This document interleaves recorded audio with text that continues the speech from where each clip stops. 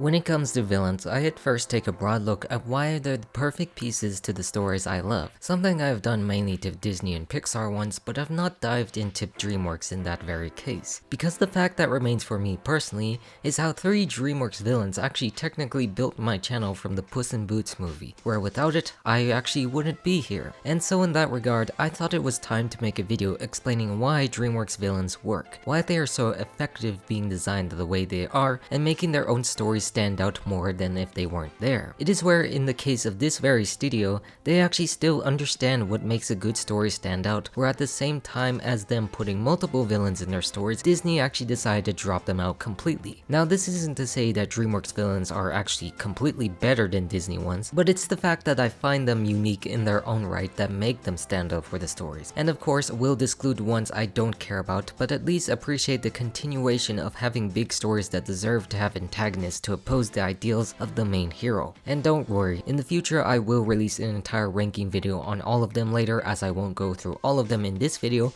but I need to explain their effectiveness at first. Because when it comes to DreamWorks, most of them do take a wacky nature approach of their movies. Their style of animation really makes them stand out and reflects on the attitude of the villain. And this reflection actually starts out when they were more serious and when they did 2D as well, which is something I really hate DreamWorks dropping completely when they make great masterpieces like The Prince of Egypt. When it comes to that story comes the Pharaoh that enslaved the Israelites that were eventually freed by Moses through God himself. And I think this really did a good job to portray him as the main villain in the film that everyone of all faiths can appreciate. Because this film lets us see Ramses' relationship with Moses when they both grew up, showing us them holding a strong brotherly bond despite them always getting in trouble. They really do well to show his character growth, taking on the responsibilities of an older sibling, dealing with the fact he's the next Pharaoh, where his father calls and insults him as the weak link that affects his path later in life, and one that he will uphold the cruelty that Egypt has bestowed upon Moses' own people, as he later found out, much to his regret, when he accidentally killed a guard abusing a slave, where we see Ramses being shocked to find out but desperate to see that it would have been never heard of as he is royalty and trying to uphold the standards of that, expressing how he says will be done like a god, and also showing how much he loves his brother, while at the same time showcasing his arrogance of he and what the other pharaohs have done, especially to the Israelites, which Moses regrets himself, where you can see how much it hurts them, how it really hurts both of them, and that's something that turns things for the worse in Ramses' character to trying to live up to his father's legacy, and how the weak link haunted him and his brother leaving him, causing the oppressions of the Hebrews being much worse than before. We constantly see through his character trying to live up to the mistakes of not being good enough, and that's why he is the way he is, to trying to live up to the legacy he is supposed to be and the power that he holds. This film really does a good job at first not presenting him as a main big bad villain as you would assume others have done from before, but being more sympathetic as family when he's overjoyed by his brother's return, but discovers the fact he is only back because God sent him to free his people, a God he does not actually know of because he is an Egyptian, and of course people think of a pharaoh as gods already. It is these events that change things because of this mission and the rejection he is experiencing from his brother as much as he had from his father,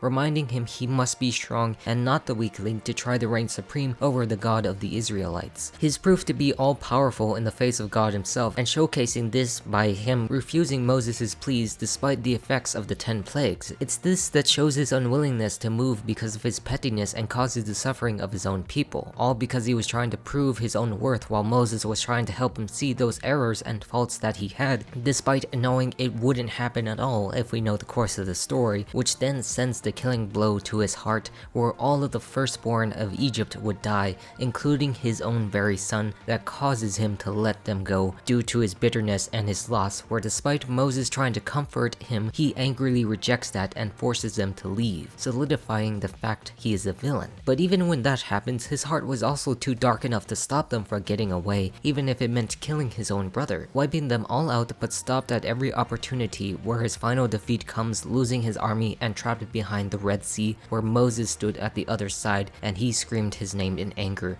and sorrow, knowing that everything he tried to do to be powerful was broken by God himself, left with nothing but sadness for the rest of his life for losing his father, his son, and his brother. His character as a villain has so many layers to it that set a standard, showcasing that DreamWorks was able to create such compelling characters, whether they be heroes or villains, especially being antagonists beyond Disney itself, and would continue with other classics when they took a more parody approach upon stories like Shrek. This leads us to characters like Lord Farquaad being the first first outstanding DreamWorks villain in their most outstanding franchise. He is portrayed as the short, ruthless ruler of Duloc who has a disdain of fairy tale creatures and decides to marry Princess Fiona to be his perfect queen, where they showcase he is so vain and selfish that he holds a tournament to have someone else get her for him, like agreeing to have Shrek find her while removing the fairy tale creatures from his swamp he relocated. And of course, when Fiona and Shrek have a falling out, he brings him to her and fulfills his bargain with the deed to the swamp, where he's just so stuck up to even care about how Fiona is feeling in this situation, because after all, he is a maniac that tortures gingerbread, where the truth comes out that he is marrying her so he can be king, knowing she is a princess of far, far away, and showcasing how he gets disgusted at the fact that Fiona also transforms as an ogre and threatens to put her back locked in a tower before he gets eaten to end his tyrannical rule. In short, in the literal sense, he was a great villainous addition to showcase that they were willing to have these parody types of villains that don't take things serious most of the time and just being villains for the sake of it, which leads us to set the standard and led us to more bigger and bad iconic ones like the Fairy Godmother. And you can make the case to this day that the Fairy Godmother is DreamWorks' best villain, even when Puss in Boots introduced ones like Death itself that we'll see later on in this review. She is an excellent twist on the character, making her wish-granting abilities a scam for her own gain, through the actual happily ever after tagline. Everything she does is for her and her son so that they could rule the kingdom, making deals with the king to force Fiona marry his son to be the next king. She's the most manipulative villain I've ever seen and really does challenge the heroes like Shrek on his insecurities as an ogre and never being perfect for Fiona, because ogres really don't get the happy endings. She always has the edge upon other characters, where if one gets this plan to do something, she always manages to counter it within a single heartbeat, being the wish granter she is, who runs an entire potion factory for various situations, including one to make Fiona fall in love with Charming as she forced upon Harold. We then see her plans almost work when she breaks into song singing Holding Out for a Hero, the best rendition of the song that was ever done, where Shrek 2 actually proved everything done right in a sequel, including making song covers that are somehow better than the original recording, showcasing how perfect the cast was, like Jennifer Saunders was for the role of Fairy Godmother. And of course, I almost forgot the best part of her character was the facade she actually played throughout the film around certain people, playing like an actual caring Fairy Godmother role while being also a ruthless, demanding boss, getting what she wants to try and convince you at first she is nice, but later a terrible villain as you go along. And finally revealing this attitude when she eventually loses, knowing that Harold didn't give Fiona the potion, and reuniting Shrek and Fiona together,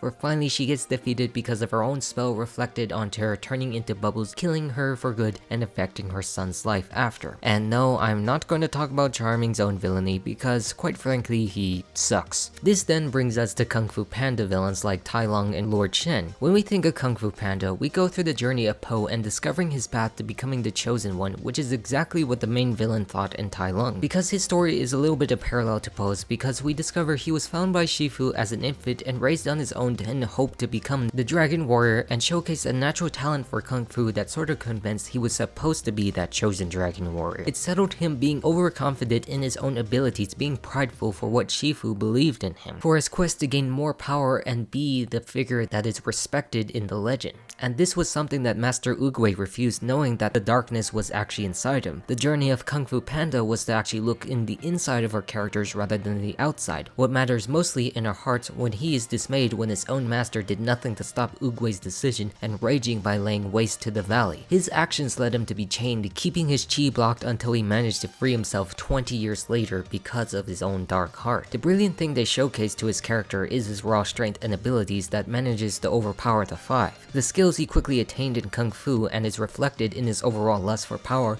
as a result, which is something that Po actually learns to go against through the course of the film. The real lesson that the Dragon Scroll was trying to teach when it was found out to be blank is that it's just you being special in your own way, the belief in yourself that Tai Lung never understood because he was focused on the material outside to be better rather than the inside in his own heart, that allowed Po to go toe-to-toe with his character and fulfill the prophecy and defeat him in the end. It is a powerful lesson in power, and they did a good job showcasing that through his own threatening presence and background that showcases the past regrets of several other characters. And then of course, Kung Fu Panda 2 showcased his threat continuing with Lord Shen in his own ruthlessness, similar to Tai Lung with his own addiction to power, which would lead to his defeat from a prophecy that led him to commit genocide on the pandas to stop this and virtually continue his addiction, which led his parents to exile him forever. He is the reason why we find Po was adopted, because this peacock wanted to stop a prophecy that made him more of a villain when we think about it. It's an interesting way to actually expand upon the first story's message about lusting for power in a way that doesn't involve brute strength like Tai Lung, instead through Shen's technological advancements to take all over China and wipe out Kung Fu. Everything he does is driven by this misguided vengeance for the wrong things he does and never experiencing what Po had in the love for his family, beyond the biological parents of course that he never saw because of Shen's own actions to stop a prophecy he actually later helped fulfill himself when Po finally defeats him. This makes you realize that his real course of defeat was his own actions or inaction to realize that there were people who loved him like his parents, but he was so easily dead set on trying to prove or gain some power that affected other people's lives like Po, and how that inadvertently affected their destinies together to realize the certain points about what really matters, and he never saw that, and that's the reason that caused his own death of him in the end. Kung Fu Panda villains actually showcase us the mistakes that others have done so we can learn from them to be better, and what really matters when it comes down to the inside rather than the outside that we choose to see instead. And of course, later on, this leads us to How to Train Your Dragons, which started out with a main dragon villain that didn't have much to say but transitioned to humans to showcase more of the message that these movies actually had. Sort of similar to Kung Fu Panda, these villains do have power but more focus on control and chaos that dragons present that we are supposed to learn is wrong, where the message is more about living and working together instead. This involves cruel characters like Drago Bloodfist to go against that in being cruel and ruthless, whose main goal was to conquer the world with dragons and humans. He kills without mercy and betrays anyone who doesn't follow his orders, keeping a control upon those from other humans and dragons to enslave the world eventually. It is contrasted from the friendship and trust that Hiccup made with his dragons, where Jacko demonstrates ones of abuse so that they could submit to him, relying on control that eventually causes his failure because he was so insane that he couldn't understand Hiccup and its bond with Toothless and the other relationships with dragons that ultimately caused his own defeat. But even better than that was actually Grimo from the third movie, where like compared to Kung Fu Panda in brute strengths and technical aspects, Grimo is a villain of manipulation compared to the brute force of Drago. His character is more of a reflection if Hiccup took a different path instead of trying to befriend dragons, like if he were to kill them as a dragon hunter, being cunning and adept at anticipating the moves of his enemies, willing to do whatever it takes to destroy them and challenging Hiccup's own views. Because his view comes from the notion that dragons and humans cannot coexist, believing humans to be the superior of such races. Where of course, when he was young, he was held as a hero when he killed a Night Fury as a child, once again contrasting Hiccup's character when he managed to shoot down one of the last of the Night Furies before befriending it, where in the case of Grimo, he just went into straight up wiping them all out. His impact as a villain is really the strongest in this trilogy, being the intelligent antithesis of Hiccup himself, who really does settle in the idea that both dragons and humans can't really coexist together when it comes down to it. The ending of the film solidifies his viewpoints, showing that we must be on our own if we are to thrive, as there are many people like Grimo who represent power and control over others that make things for the worse rather than the better. The impact of him as a villain is felt, which technically gave him a victory in the end. Then of course, you have standout films like Megabind that challenge our perception of villains, where the main hero is in fact the villain himself, as we established, but of course Metro Man's actions in the beginning that we later find out in the film is where we realize what their true purpose was to find themselves when Megamind finally gets to experience victory for the first time, not knowing what to do with it, not being able to challenge himself as a villain, leading him to create his own hero in Hal. And what we learn through Hal's character throughout the film is just a man who is a straight up creep and what you would want in a supervillain with tremendous power. Everything we learn about his character is about his own selfish desires and personal gain that we see happens when he gains his powers. Of course, this is featured before he gets turned into a super, showcasing his creepy attitude to Roxanne being the simp he was, not learning from his own insecurities, wanting someone as beautiful as her, and then using his newfound powers as a way to get that, where he just turns to using his powers for his own gain without knowing what it means to be a hero, forgetting the responsibilities that come with it that Megamind actually discovers, trying to get to the end without learning the journey, and that's what makes him a convincing threat as a threatening villain without overly appearing threatening by his attitude before and after his transformation that Jonah Hill performed really well. And for those reasons, you can make the argument that he is the best DreamWorks villain as well for portraying someone that is literally real. The stuff I love with DreamWorks is taking this over-top style in animation but still being grounded in reality, showing relatable characters we know of in real life like the incels that Hal is. And of course, lastly, in the case of why DreamWorks villains work to showcase this is of course Puss in Boots itself, adding more to the Shrek franchise than you can ever imagine, and it's done with not one but 3 villains. And like I said, I've already made many videos on these characters who literally form the basis of my YouTube career that demonstrate the core aspects of the movie and Puss's adventure throughout his life, and this is done well by making death a villainous threat to jumpstart Puss's journey that that you know cannot be stopped and portrayed in this clever way of a wolf and cat relationship. He is the reflection of Puss's choices that leads him to this point where he's being chased down his neck to his very last life, where at first, for the most part, you can see him rather as something appearing in his own mind, where Puss is alone, reflecting on how some people would feel in the final moments of their life, where it flashes before your eyes and the race to undo the mistakes you did to get to this point on your deathbed, and bringing up the other conflicts with characters like Goldilocks and the Three Bears and Jack Horner in the message of life. And many times I see Goldilocks' relationship as sympathetic villainy, or just not villainy at all, just trying to find a family, as these other films teach and bring up the importance of found family as well as biological ones into focus, that we learn with her relationship to the bears, and one that Puss is along to understand, the relationships we make through life itself that we saw Puss not caring for when he left Kitty on the day of their wedding. He constantly goes through this regret of his own choices to get him to the point where death is now chasing him down for his uncaring of what he did to his lives, and the consequence we see in characters like Jack Horner. And Jack Horner is the one villain that I pay the most respect for, personally putting me on the YouTube algorithm, presenting a villain who is the textbook definition of villainy